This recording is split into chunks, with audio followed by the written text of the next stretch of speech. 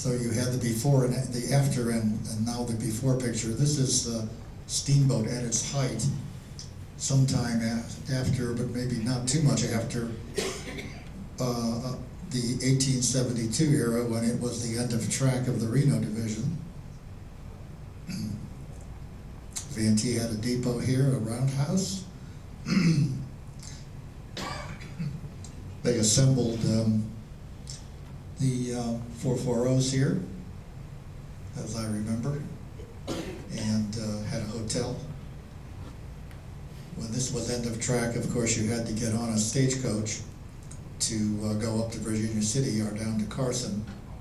And at the end of a particularly long day on the train, you probably spent the night before you got in a stagecoach going up Geiger Grade, during which you probably closed your eyes.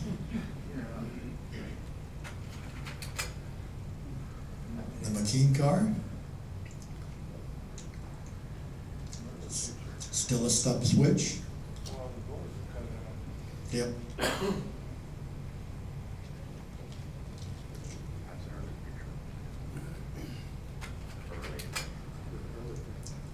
Here's the other picture, looking toward that locomotive, what we saw when you were looking, actually standing on a flat car full of wood. Washoe City.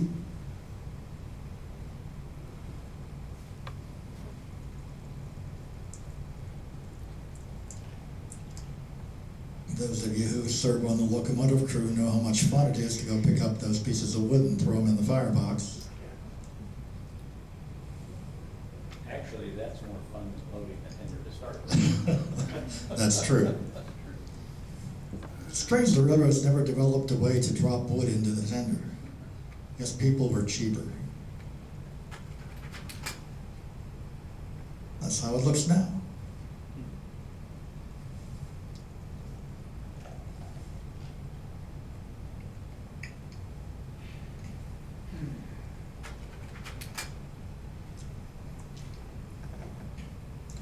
There's the only surviving buildings from Washoe City.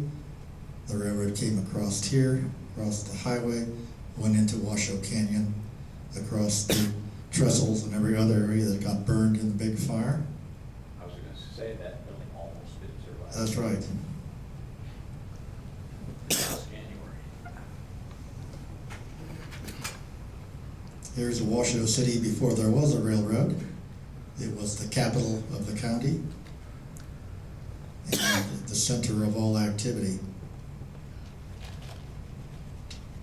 Lots of mills, lots of teaming, lots of gambling, probably a few ladies of easy virtue. Or maybe not so easy, who knows? Again, this was an area that Bob was really always looking for pictures of early Washoe City because they're so rare. He enlarged it to get some of the bigger buildings. The county courthouse here was dismantled and taken to Reno. Most of the other buildings, I think, some of the other buildings went as well, but I think most of them just moldered away.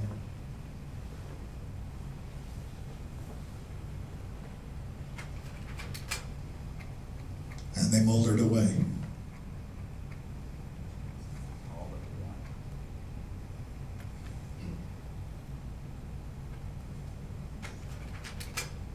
And they moldered even more.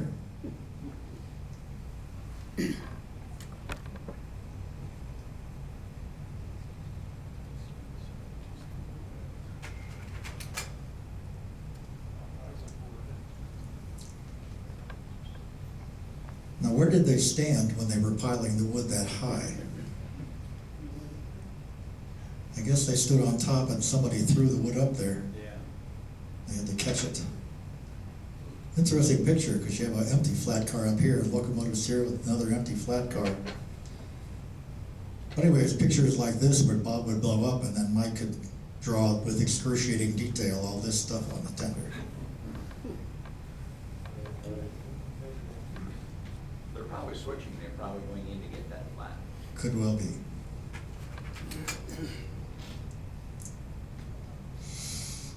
I would think from the 30s, maybe later.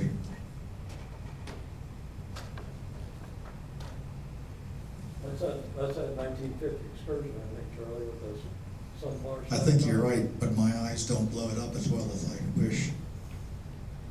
Certainly that stack is from that era.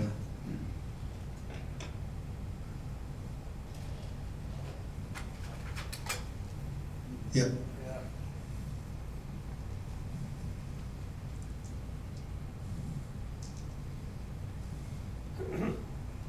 Some of us call this the Hollywood era. I'm more disrespectful. To me, it looks like the Bollywood era.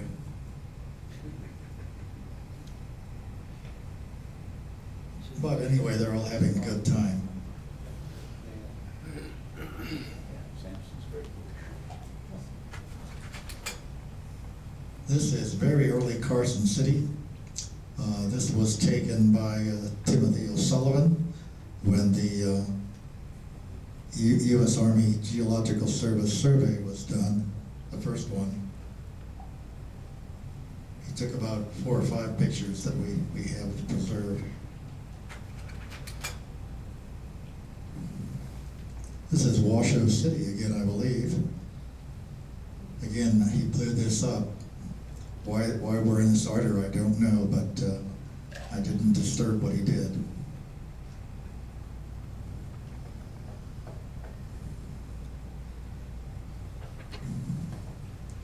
He probably had a story that went along with it. When the lake was really a lake.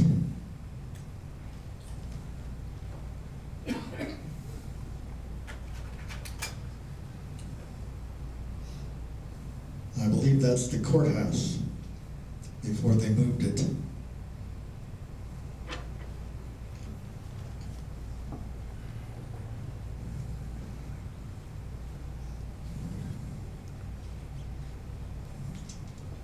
It's always amazing that you could get a city growing from nothing and then going back to nothing in the course of about 15 years.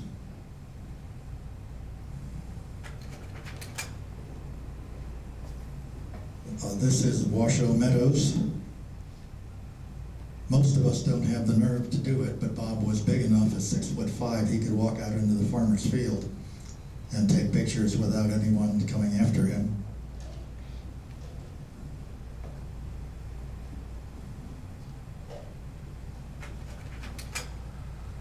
And now we're up in the airplane and the helicopter again. There's the V&T coming across.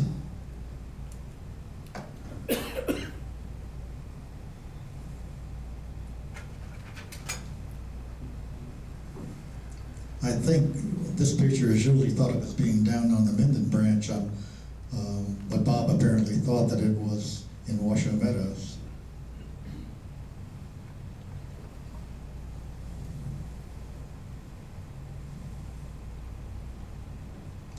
But wherever it is, it's a nice picture. Now we're up in the airplane again. I believe the V&T's coming across here.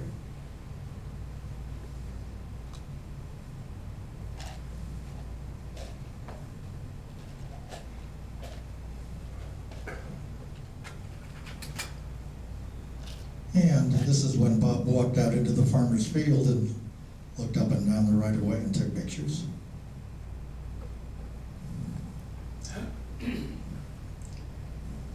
Fortunately, this area has not been plowed, so the right of way is still there, clear as it can be, along with the fences.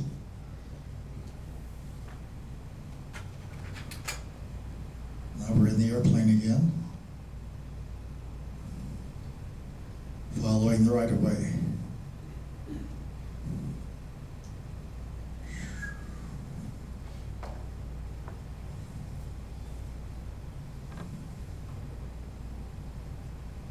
I think this was probably the longest piece of straight track on the V&T.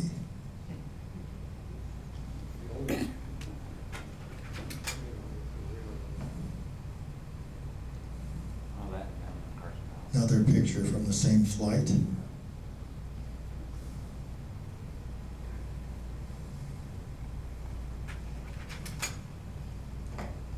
There we are again. think this is where Franktown was. Yeah. That clump of trees. This is before they put the park in. The railroad came through and then turned around up this way. You can still see portions of the right-of-way through here.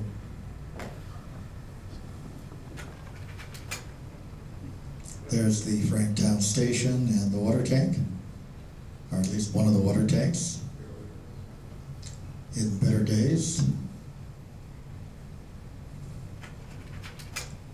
And the Franktown Hotel, which was a well-known hostelry at the time.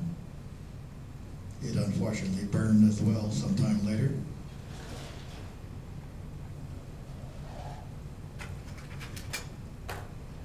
There's the later day train with the water tank and the modern version of the hotel.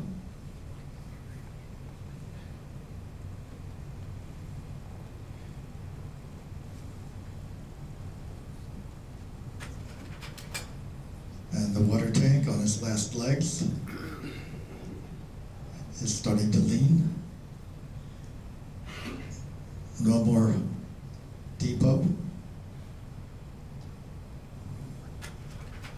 And here it is without any legs at all. Does that bring back memory, Ron Allen? Yeah, it does.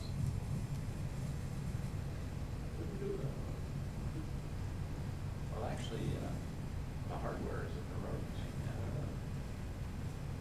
Now, so if someone wants to do a really good drawing of that, they need to blow that up and count the bands on the tank inside and the piping. None of this Gary Caviglia stuff. Okay, now we're looking out of Franktown, down the track toward Carson. At one time, there was quite a wood yard here in Franktown. It was the end of at least one flume that I can remember. Might have been more than one. And there was a spur that went into the flume yard, and the track stayed on that spur until World War I believe, when it went to the scrap pile.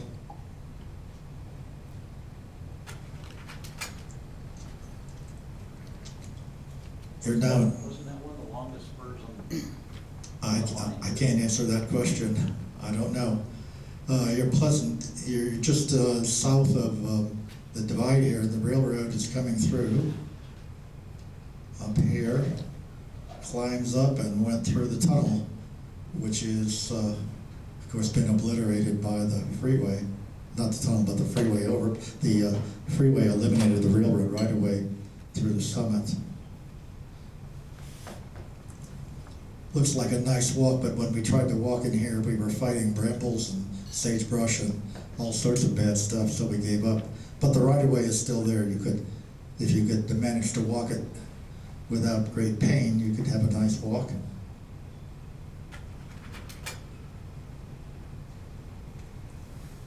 Here is the picture of the train up in that area.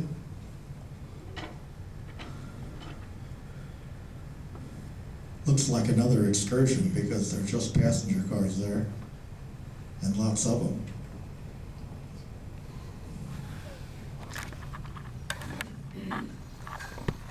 Unfortunately, Bob had an encyclopedic memory, and he never wrote anything down on the back of these pictures.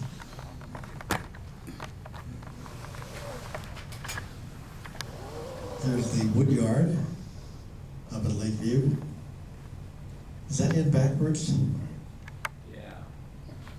It might be. Yeah, it is. Where's the water line compared to The water came down this flume from the mountains. Reservoir up here came down all the way. that? And you can see the water spilling out of the reservoir here, out of the flume here. Cordwood over here, stacked lumber over here. Yeah, that needs to be flipped over. You see they had these nice wood slides here for the finished lumber to slide down. The cordwood just came out in a big stack, flew through the air and went boom. There we are now. Not quite as many houses there as there are now. I think Bob took this in the 90s, maybe even earlier than that.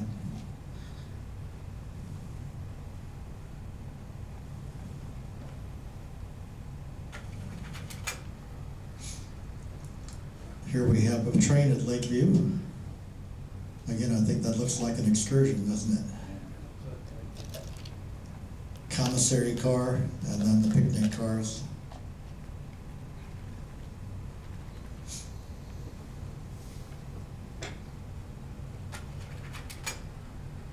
And now,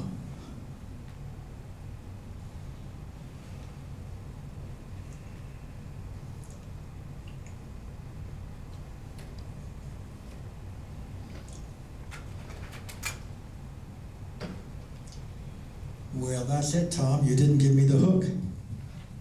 Couldn't find it, Joey.